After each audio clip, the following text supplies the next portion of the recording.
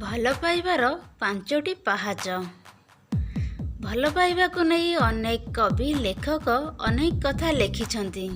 ସେହି ପ୍ରେମ ଭଲ ପାଇବାକୁ ମୁଁ ମୋର ସ୍ୱଳ୍ପ ଜ୍ଞାନରେ 5ଟି ସ୍ତରରେ ରଖିଛି। ଯଥା 1ରେ ଭୟ, 2ରେ ଲାଜ, 3ରେ ପସନ୍ଦ, 4ରେ ଇଚ୍ଛା ଏବଂ 5ରେ ବିବାହ। ତେବେ ଫ୍ରେଣ୍ଡ ଚାଲନ୍ତୁ ଯିବା। ଫାର୍ଷ୍ଟ ପଏଣ୍ଟ ଭୟ। ପ୍ରଥମତଃ ଯେତେବେଳେ ଜଣେ ପୁଅ ଜଣେ ଝିଅକୁ ଭଲ ପାଏ ସେ ତାର ଭଲ ପାଇବାକୁ ପ୍ରକାଶ କରିବା ପାଇଁ ଡରେ।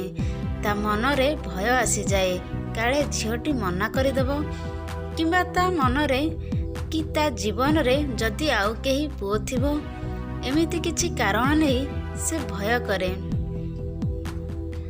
ସେକେଣ୍ଡରେ ଲାଜ। ଭୟକୁ ନିଜ ଭିତରୁ ବାହାର କରି ଯେବେ ପୁଅଟି ଝିଅର ସାମ୍ନାକୁ ଯାଏ ତା ଭିତରେ ଲାଜ ଆସେ। କ'ଣ କହିବି, କେମିତି କହିବି, କିଛି ସମୟ ଲାଜ କରେ। ତାପରେ ପସନ୍ଦ।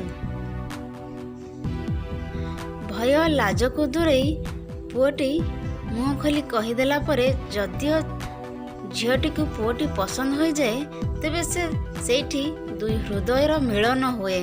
ଦୁଇଟି ଆତ୍ମା ଗୋଟିଏ ଜୀବନ ଜିଇବା ପାଇଁ ମନସ୍ଥ କରନ୍ତି।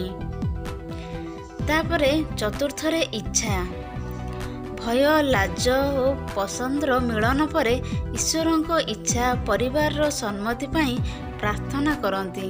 ସଭିଙ୍କର ଶୁଭେଚ୍ଛା, ସ୍ନେହ, ଶ୍ରଦ୍ଧା ଏକା ସମୟରେ ଖୋଜୁଥାନ୍ତି। ପରିଶେଷରେ 5ମରେ ବିବାହ। ଜନ୍ମ